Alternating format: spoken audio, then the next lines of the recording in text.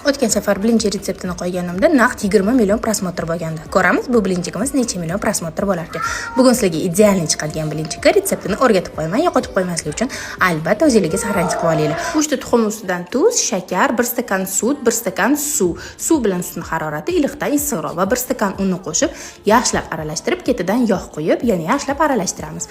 Birpas tindirib, qizdirilgan tovada yaxshilab bilinchiklarimizni pishirib olamiz. E'tiborli bo'ling, tova yaxshilab qizdirilgan bo'lishi shart. Tayyor bilinchiklarimiz xuddi shunaqa chiroyli holatda bo'ladi.